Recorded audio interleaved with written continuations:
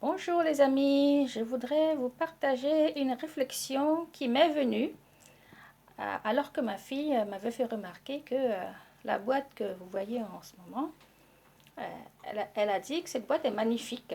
Magnifique pourquoi? Parce que c'est inscrit nougat en dessous et sorbet au-dessus et à l'intérieur, comme vous pouvez le voir, et donc à l'intérieur, il y a des pâtes. Je n'avais pas de boîte et donc j'ai mis des pâtes donc pour les conserver donc dans cette boîte. Donc comme je n'aime pas gaspiller et que je récupère ce genre de boîte pour servir de tupperware, et donc voilà.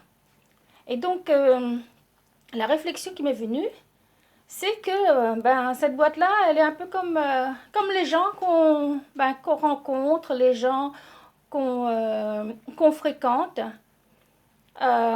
Souvent, les gens nous annoncent quelque chose, c'est-à-dire nous annoncent qui ils sont. Je suis ceci, je suis cela. C'est comme cette boîte qui annonce, je suis une boîte de nougat, une boîte de glace au nougat. Et mais au-dessus, on voit que, en fait, c'est sorbet qui apparaît, sorbet mangue qui apparaît. Et à l'intérieur, c'est des pâtes. Et les gens, des fois, ils sont comme ça. C'est-à-dire, ils nous annoncent quelque chose. Et lorsqu'ils agissent, ce qu'on voit, c'est autre chose.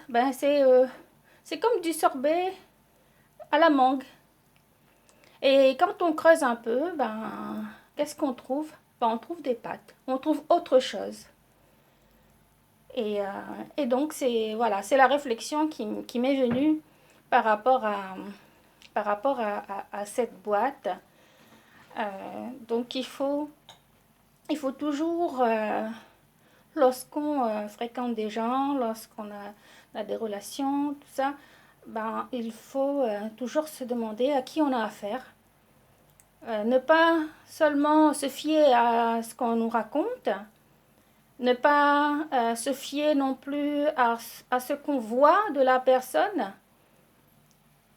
Donc on voit ce qu'il fait devant les gens, on voit ce qu'il fait en public, mais il faut s'interroger sur ce qui se passe en privé.